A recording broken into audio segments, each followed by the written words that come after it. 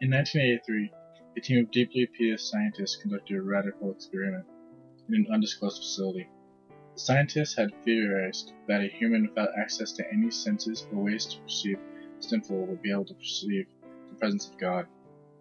They believed that the five senses clouded our awareness of eternity, and without them, a human could actually establish contact with God by thought. An elderly man who claimed to have nothing left to live for was the only test subject to volunteer. To purge him of all his senses, the scientists performed a complex operation in which every sensory nerve connection to her brain was surgically severed. Although the test subject retained full muscular function, he could not see, hear, taste, smell, or feel. There was no possible way to communicate with or even sense the outside world.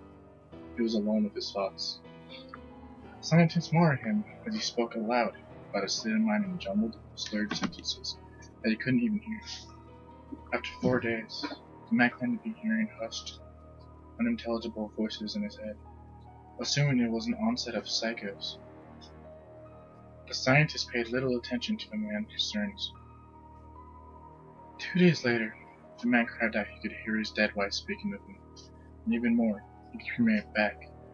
The scientists were intrigued, but were not convinced until the subject started naming dead relatives of the scientists.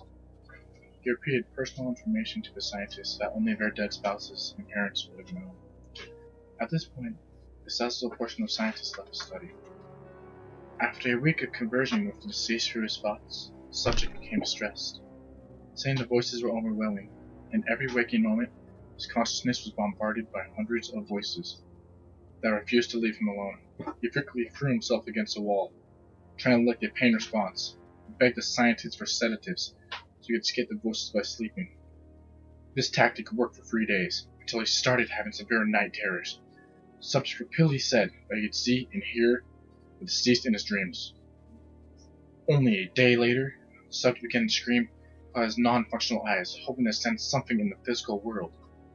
The hysterical subject now said the voices of the dead were deafening and hostile, speaking of hell and the end of the world. At one point he yelled, "No heaven, no forgiveness," for 5 hours straight.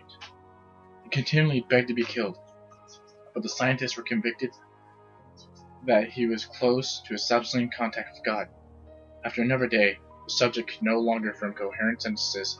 Seemingly mad, he started to bite off chunks of flesh from his arm. Scientists rushed into the test chamber, which chained him to a table so he could not kill himself. After a few hours of being tied down, the subject halted his struggling and screaming. He started blankly at the ceiling as teardrops silently streaked across his face. For 2 weeks, the subject had to be manually rehydrated due to the constant crying. Eventually, he turned his head, and despite his blindness, made focused eye contact with scientists for the first time in the study. He whispered, "I have spoken with God, and he has abandoned us," and his vital signs stopped. There was no apparent cause of death.